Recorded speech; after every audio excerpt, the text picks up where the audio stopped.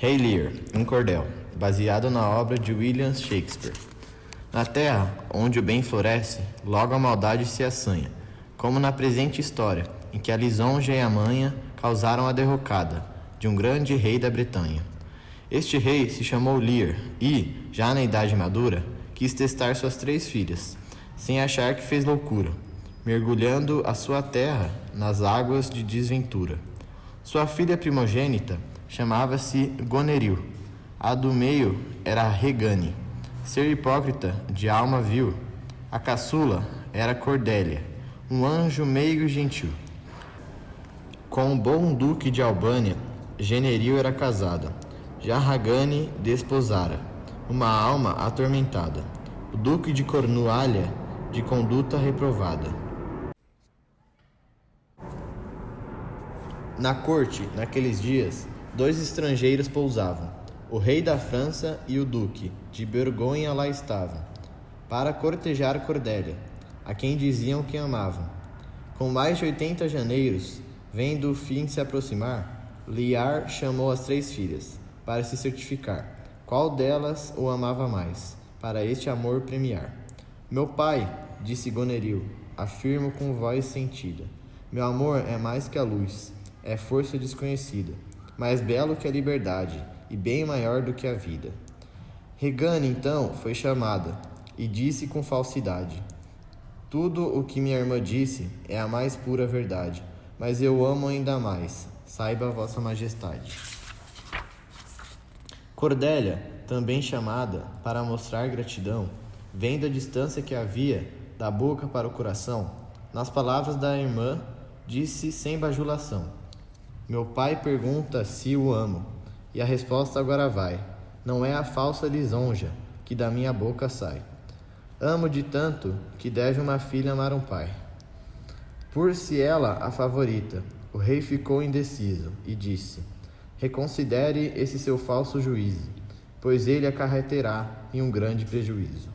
Mas Cordélia não voltou e, sem medo, disse mais, os filhos não poderão amar tão somente os pais, pois sonegarão o afeto nas uniões conjugais. O velho rei, quando ouviu falar assim sua filha, bradou, as suas irmãs, por seguirem minha trilha, serão herdeiras do meu trono, pois está feita a partilha. Quente, um nobre conselheiro, que a cena presenciara, disse ao rei, o senhor vai perder a joia mais rara, que o ama, mas, por ser justa, o seu amor não declara. Cuidado, Quente, bradou o rei com impaciência, mas este disse, senhor, agora esqueça a prudência, para somente falar em nome da consciência. O poder não pode nunca ser a lisonja servil, pois ele assim se apequena ante um sentimento vil, mesquinho que fez da honra um adversário hostil. Rei Lear, com ódio, disse, você merecia a morte, pois o poder ofendido na erva ruim fez corte. Mas, por tudo que já fez, considere-se com sorte. Dou-lhe 5 dias para este reino abandonar, porém se, no 6º dia, aqui ainda se achar, da morte no cadafalso ninguém o pode livrar. Quente partiu arrasado, invocando a proteção dos deuses para Cordélia, triste com a ingratidão do rei a quem a idade não trouxe a luz da razão. Após deserdar Cordélia, por nela só ver peçonha, Lear insta o rei da França, com o duque de Borgonha, se queriam por esposa a causa de tal vergonha. Sem o dote que herdaria, o duque respondeu, não, mas o rei da França, firme, disse, quero sua mão, pois o seu caráter vale bem mais do que qualquer nação. Antes de partir, Cordélia disse às irmãs, eu espero que honrem as suas promessas, nada mais que isso quero. Mas as 2 responderam de modo muito severo. Disseram-lhe que sabiam como cumprir seu dever, que fosse embora para a França, feliz por um rei a ter, desposado unicamente por dó do seu padecer. Sem disfarçar a angústia, Cordélia foi para a França, e seu pai, que agira mal, por não ter desconfiança, verá brevemente o fim dos seus dias de bonança.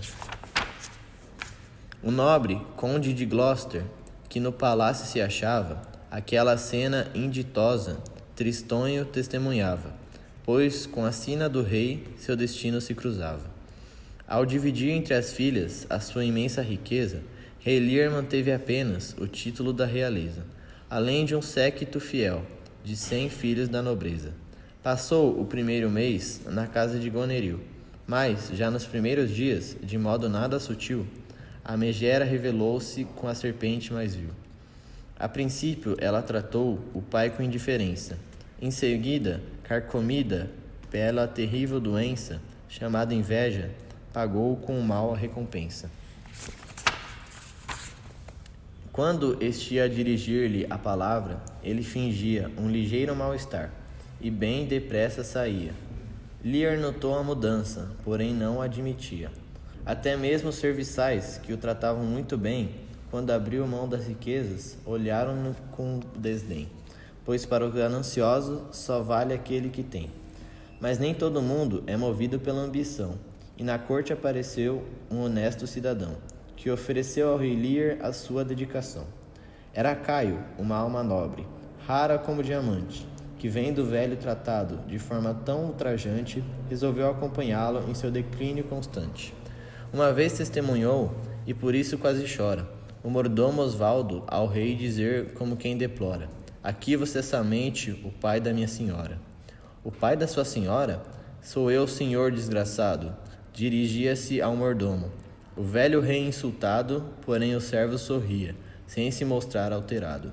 Caio, porém, se zangou com tanta malcriação e premiou com um soco o mordomo folgazão, e à base dos pontapés expulsou-o do salão. O rei sorriu, por saber que ainda havia lealdade, e não perdera de todo sua antiga majestade, porém se arrependeria se descobrisse a verdade. Pois, sob disfarce, Caio era o bom conde de Kent, destruído das posses, acusado de insolente. Mas nem por isso deixou de ser honesto e decente. E além do bondoso Caio, outro parceiro fiel, era o bobo da corte, que ante o destino cruel ajudara o seu rei, comprimindo com um belo papel. Às vezes com pantomimas e outras tantas com tristeza.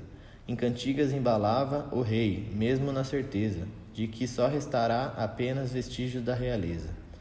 Meu bom rei, foste atraído para a caverna do lobo. Ouviste o canto fingido, renegaste o canto do probo. Eu, de bobo, vejo tudo, e tu, rei, foste tão bobo. Outra feita ele cantou, no meu verso improvisado. Houve uma vez um pardal, aos cucos tão devotado, que, quando os alimentava, foi por eles devorado. Sei que um carro não pode ir adiante dos cavalos, pois não é natural. Por lisonjas, cedeste para o mal. E quem amas, agora está distante. Se vivias num trono de brilhante, hoje até as migalhas são negadas. Elogios tornados caçoadas, são o prêmio da sua insensatez. Tua luz converteu-se em palidez. Tuas glórias lhe foram confiscadas. Goneril, que ouviu aquilo, disse: cuidado, vilão. Se não quiser ir ao tronco, não se meta em tal questão. Mas o bobo se safava, fingindo não ter razão. Com o pai rosnou zangada. Estes seus 100 cavaleiros só dão despesas e gastos. São biltres arroaceiros. Despeça-os, pois não precisa gastar com tais embruasteiros. Ainda disse que o pai deveria conservar somente os criados velhos e dos demais se livrar. Lear escutou tudo, sem querer acreditar, e num acesso de raiva disse: abutre detestável, veja que quando fui rei era o maior miserável, pois premiei o veneno e puni o vulnerável. Ensilem já meus cavalos, pois partirei pressuoroso, deixando para todo sempre este antro tenebroso, para viver com Regane um futuro mais ditoso. Albânia, que entrou depois, tentou se justificar, mostrando que da esposa começava a discordar. Mas o rei, muito ferido, já não podia escutar. Escreveu logo uma carta e por Caio a despachou, para ser entregue a Regane. Mas quando ele lá chegou, o seu antigo inimigo, o vil Osvaldo, encontrou. Era o castelo de Gloucester, onde a megera pousara com seu marido, um patife. E quando Caio chegara, vendo o mordomo fingido, quis logo quebrar-lhe a cara. Já irritado, o chamou para bater-se em um duelo. Mas Regane, que viu tudo, de modo pouco singelo, ordenou contra o bom homem um detestável flagelo. E o servo humilde, que um dia foi homem de posição, levado ao cepo sofreu por sua dedicação. A um pai vilipendiado por filha sem coração. Lear, que chegou mais tarde, teve grande inquietude, quando viu seu pobre servo tratado de forma rude, pela filha que julgava ter um mínimo de virtude. Que faz aí, meu bom Caio? Senhor, eu fui aviltado por sua filha Regane, e aquele torpe criado, por ser o seu emissário, fui ao cepo condenado. Veio ao encontro de Lear, o vassalo de respeito, o nobre conde de Gloucester, com semblante contrafeito, por ver um servo do rei tratado daquele jeito. Lear perguntou então se a filha o podia ver, e Gloucester respondeu logo que mandara alguém dizer a Regane sobre o pai, mas ela não quis descer. Mas tal foi a insistência que ela se viu obrigada a vir receber o pai com a cara enfarruscada. Ao lado do seu marido, outra doninha assanhada, e, para maior tristeza, o duque de Cornualha. Veio com Regane juntos da mais odiosa gralha. Goneril, que lá se achava, para pôr fim à batalha. Lear, fitando a malvada, perguntou: não se envergonha de ofender-me as barbas brancas de maneira mais bizonha? Mas Regane o rebateu, com mais veneno e peçonha. Meu pai, implore depressa de Goneril o perdão, pois o senhor está velho, já fraquejando a razão, e precisa de um apoio que lhe sirva de bastão. Dos 100 cavaleiros, corte 50 sem hesitar. Quando Lear ouviu isso, sua voz quis embargar. Mas mesmo assim disse: filha, isso eu não posso aceitar. Vou ficar junto a você, com os meus nobres leais. Mas Regane retrucou: 50 eu acho demais. 25 são bastante, nenhum cavaleiro a mais. Sendo assim, o rei falou com o coração magoado: volto para Goneril, deixando o orgulho de lado, pois ao menos com 50 de tudo não sou privado. E quem diz que concordo com 50, 10 ou 5? Disse Goneril, zombando do seu pai, fechando o trinco. Da sensatez e deixando o mal agir com afinco.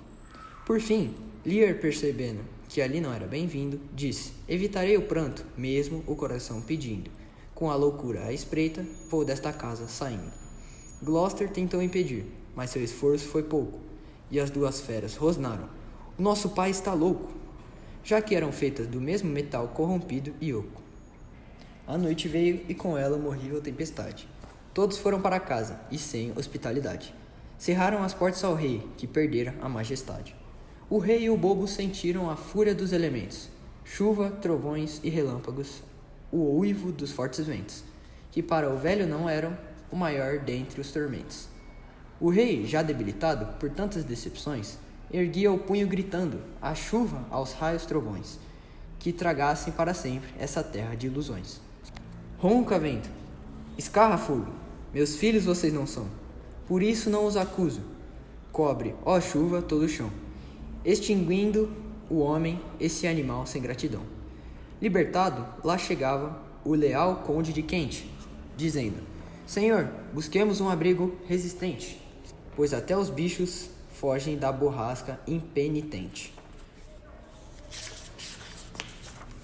Lear, sem reconhecê-lo, tratou-o com rispidez e disse: a borrasca na alma turvou minha lucidez. Essa outra não fustiga, mal algum ela me fez. Kent, disfarçado em Caio, ainda pôde encontrar uma choupana perdida, mas o rei não quis entrar. Foi difícil ao leal súdito a sua ideia mudar. O bobo primeiro entrou e voltou apavorado. Diz que vira um fantasma no casebre abandonado. Porém, o espectro era um mendigo desprezado. Lear, vendo aquele pobre, dele sentiu compaixão, imaginando que fosse um pai sem muita noção, que distribuiu seus bens a filhas sem coração. Nesse ponto, leitor, cabe uma breve explicação. Aquele mendigo era um jovem de posição, que também fora envolvido nos laços de traição. Ele é o jovem Edgar, filho de Gloucester e herdeiro. Seu meio-irmão, Edmundo, covarde, vil, embusteiro, manchou-lhe a reputação de um modo muito rasteiro. Escreveu ele uma carta, imitando-lhe a grafia. Nela, uma conspiração por Edgar se urdia, para dar cabo de Gloucester, o qual de nada sabia. Edgar, denunciado por Edmundo, fugiu, para não perder a vida, com andrajos se cobriu. E o nome de pobre Tom, por segurança, assumiu. Naquele exato momento, mais uma alma ali chegava. Era Gloucester, que havia horas pelo rei Lear buscava, para ver se estava bem, pois isso o inquietava.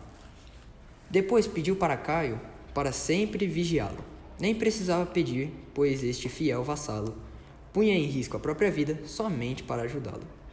No outro dia cedo, Caio saiu com todo cuidado, com uns súditos fiéis ao velho rei destronado, para o castelo de Dover, possessão de um aliado. Depois embarcou para a França, onde Cordélia se achava. Na corte encontrou o jovem, que com isso se alegrava. Mas a notícia trazida sua alegria turvava. Ao saber que seu pai fora banido pelas irmãs, que não tiveram respeito, nem mesmo por suas cãs. Ao jovem chora pensando nas ilusões, coisas vãs. E logo pede ao marido licença para embarcar, com um exército à Bretanha para as irmãs derrotar, e ao velho pai ofendido o seu trono restaurar. Com o aval de seu marido, Cordélia vá à Bretanha, mais precisamente a Dover, para combater a sanha de Goneril e Reganho, que ao povo não era estranha. Voltando ao castelo, Gloucester, por Cornualha, acusado de conspirar contra o reino, foi pelo duque aviltado, pois por Osvaldo já fora de tudo bem informado. O pobre homem, chamado de traidor e de ladrão, por Regane foi tratado como alguém sem posição, tendo puxadas as barbas e foi logo jogado ao chão. Edmundo olhava tudo e contudo concordava, que lhe poupassem a vida, seu pobre pai implorava. Mas Cornualha, impassível, um grande mal planejava. Gritou, amarrem bem firme essa raposa rapaz, e arranquem-lhe os 2 olhos dessa desprezível face. E o crime foi cometido, sem que ninguém contestasse. Gloucester cego percebeu o quanto fora enganado, pois, por causa de Edmundo, Edgar, seu filho amado, foi obrigado a fugir para não ser executado. E, expulso da própria casa, foi guiado pelo som da floresta e por um velho, lembrando do filho bom, na hora em que foi chegando junto dele o pobre Tom. Edgar, vendo seu pai em deplorável estado, quis gritar, mas controlou-se, pois estava disfarçado, e agradeceu ao bom velho que ali o havia guiado. O duque de Cornualha, depois da ação praticada, foi por um servo de Gloucester ferido numa estocada. Aquela fera homicida tombou ao golpe de espada. Voltemos agora a Lear, que em Dover achara asilo. Mesmo em boa companhia, não se sentia tranquilo, e sua mente confusa não perdoava o vacilo. E, como já demonstrasse muitos sinais de demência, saiu de Dover buscando, sem ter muita consciência, encontrar sua coroa perdida pela imprudência. Então fez uma coroa de murta, urtiga e capim, e, errando pela floresta, naquele estranho pantim, foi encontrado por Tom, que, vendo-o, falou assim, meu Deus, que cena terrível de cortar o coração. O rei, porém, não o ouvia, porque perdera a razão. Só repetia sandices, aquele pobre ancião. Gloucester, guiado por Tom, quis beijar a mão do rei, porém este recusou, dizendo, não a limpei, está com cheiro de morte, portanto aboli a lei. Por ali também passava um distinto cavaleiro, do séquito de sua filha, que viera do estrangeiro. E este, ao encontrar Lear, sorriu todo prazenteiro. E explicou para Edgar que Cordélia ali se achava, com o exército francês e pelo pai procurava. Com aquela boa nova, o moço alegre ficava. O cavaleiro levou Lear a Dover urgente e lá chamou seu vassalo, o fiel conde de Kent, que, nem preciso dizer, quase morre de contente. Enquanto isso, Edgar viu um vulto se esgueirando. Este, quando avistou Gloucester, foi em seu rumo gritando, prepare-se para morrer, o traidor miserando. Mas Edgar, sem impondo de posse de seu bastão, disse: "Deixe o velho em paz." Mas outro berrou: "Não!" Depois da briga, o estranho tombou o ferido no chão. Moribundo, ele falou: "Já me despeço do mundo, escravo. Esta bolsa é sua. Mas só peço, ó vagabundo, entregue a carta que trago ao nobre conde Edmundo." Aquele estranho era Osvaldo, criado de Goneril, e, sem saber, Edgar, matando aquele imbecil, descobriu uma tramonha daquela serpente vil. Revistando os bolsos dele, achou a correspondência. Nela se lia: "Ó amado, perdoe a impaciência, mas preciso resolver meu problema com urgência. Nas juras que nós fizemos, decidimos nossa sorte, quando encontrar esse homem, de quem ora sou consorte. Liberte-me do suplício, premiando-o com a morte. Mas voltemos ao rei Lear, porque, fim da tempestade, ele terá um momento de rara felicidade, ao lado da única filha que o amava de verdade.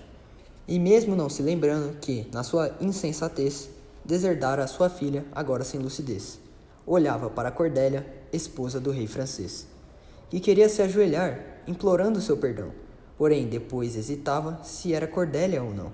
A cena, para quem viu, foi de cortar o coração.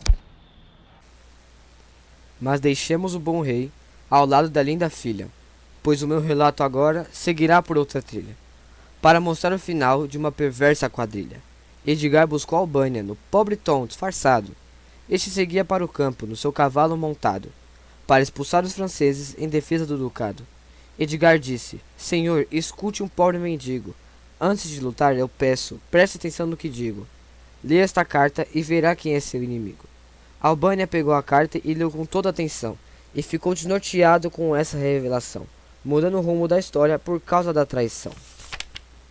Sua esposa Gonério ouviu Regane falar que, terminadas as guerras, ela iria desposar o belo conde de Gloucester para o seu lado reinar. Duas serpentes não podem viver no mesmo covil, e Regane pagou caro por ter sido ao pai hostil, pois o seu futuro já fora traçada por Goneril. Mas as tropas enviadas pelas víboras chegaram a Dover, e na batalha os franceses derrotaram. Cordélia e seu velho pai prisioneiros ficaram. Edmundo comandou o exército bretão, porém, depois de mandar pai e filha para a prisão, chegou ao duque de Albânia com uma carta na mão. Gonério, que já louvava ao grande herói do país, encarou seu esposo, que não se mostrou feliz, pois o destino fizera daquela corja o juiz. Regane, que enviuvara, na hora se proclamou: "Desposarei Edmundo", mas Goneril contestou. Albânia, no mesmo instante, em altas vozes bradou: "Conde de Gloucester, eu o prendo por traição capital." E apontando Gonério, disse: "Serpente do mal, essa missiva é a prova de seu amor bestial." E atirou com toda a força a sua luva no rosto do patife, que rugiu, tomado pelo desgosto, pois se aproximava o tempo de ele também ser desposto. Quando o arauto tocou a trombeta, um cavaleiro chegava àquele local, usando um traje grosseiro. Perguntado quem ele era, Edgar disse ligeiro: "O meu nome foi roído por dentes de um traidor. Asseguro que sou nobre e vou mostrar o meu valor, no combate singular contra aquele usurpador." E disse para Edmundo: "Saque logo a sua espada. Julga-se herói, mas sabe, de herói você não tem nada. Da cabeça até os pés, sua honra está manchada." Edmundo, rancoroso, disse: "Vamos duelar. No gume da minha espada, os seus dias vão findar." E partiu feito um demente para dar cabo de Edgar. Das espadas dos irmãos só se escutava o tinido. Edmundo combatia como um tigre enfurecido, porém pelo adversário foi mortalmente ferido. O malvado ainda disse: "A morte já me consome e o remorso me corrói, como um verme que tem fome, porém antes que me vá, por favor diga o seu nome." Edgar disse: "Eu já fui chamado de seu irmão. Para fazer a justiça, agora os deuses me dão essa espada e a dor pugnente que me corta o coração." O moribundo então disse: "A minha alma está perdida, porém socorro a Cordélia, pois esta mão homicida condenou-a, mas espero que ainda ache com vida." Nisso entrava um cavaleiro, com uma faca na mão, dizendo a Albânia: "Excelência, é grande a desolação. Sua esposa se matou, feriu-se no coração." Regane também jazia, pela irmã envenenada. Gonério, para não vê-la, com Edmundo casada. matou-a e suicidou-se, pelo tinhoso tentada. Quente também lá se achava, com o espírito aos pedaços, junto a Albânia e Edgar. Com medo de mais fracassos, quando vem entralear, com Cordélia nos seus braços. Quente exclamou, ó meu mestre, mas Lear desesperado não conseguiu conhecê-lo, e bradou, fui esmagado por todos que não puderam salvar o meu anjo adorado. Matei ainda o carrasco, mas não evitei a sina, tão triste que reservaram a minha pobre menina. Agora não falta nada para a completa ruína. Olhou depois para Quente, o mais leal servidor, e este disse, eu sempre estive do vosso lado, senhor. Então Lear conheceu do velho amigo o valor. Olhando para Cordélia, pensou que movia os lábios, e sorrindo despediu-se desse mundo de ressábios, onde os imprudentes sofrem por não ouvirem os sábios. Também o pérfido Edmundo, que tanto mal praticara, já dera o último suspiro, consumindo na coivara, do ódio e da crueldade que tanta gente abraçara. Seu pai também já findara, porém antes descobriu que o mendigo que o guiava foi seu filho que fugiu. Tendo olhos foi um cego, e cego a verdade viu. Albânia disse, senhores, proclamo luto geral, porém Quente e inconformado perante as forças do mal, que causaram tanto dano, sentiu o golpe fatal. A dor cobriu a Bretanha, e também chegou à França. A história virou lenda, que desta maneira alcança leitores de várias épocas e pelos séculos avança. Muitos autores contaram em prosa e verso essa história, porém com William Shakespeare, que dela tinha memória, a lenda voou mais alto, merecendo a eterna glória. Fim.